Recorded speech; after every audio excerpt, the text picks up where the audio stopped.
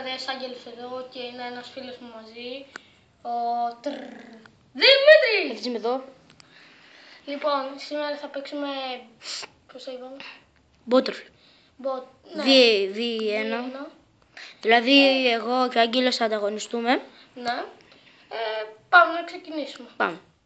Λοιπόν, παιδιά, ξεκινάμε. Πάμε, Άγγελε. Πάμε. Το κινητό του Άγγελου τραβάει, αλλά δεν είναι πολύ καλό. Τέλος πάντων. Πάμε. Εκεί κάτσε, παιδάκι μου. Λοιπόν, πάμε ένα στο 15 καταρχήν. Εντάξει. 1. 2. 3. Έλα, φίλε. 4. 4-0, φίλε. 5. Ω, 5-1.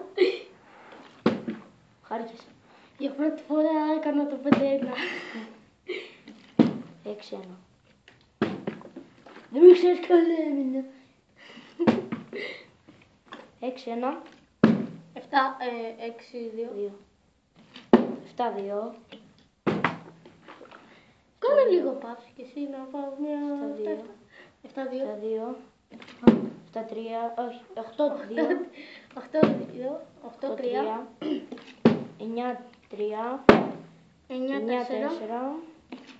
14. 15.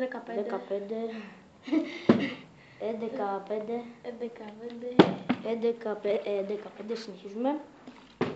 Αχ. Κάτσε λίγο, τρύπησε. Δεν πειράζει. Λοιπόν, παιδιά, κάνουμε άλλα 3 και όποιος νικήσει, νικήσει. 1, 2. Να μου το σπίτι σου. Χάνει νερά, μάλλον. Χάνει βενζίν, δεν πειράζει. Χάνει βενζίν. Έτσι, 1 έχω κάνει. 2. Νομίζω νίξα. Πόσο είναι, ρε, 10. 12, 13, 14, 15. 15 είναι. Ναι. Ναι, λοιπόν 16. Πόσο είναι, 16. 16, 5. Λοιπόν, νίξα. Λοιπόν, παιδιά, κάντε ένα like. Ένα subscribe. Τι σας, πώς το είπες? Subscribe. Πώς το είπες?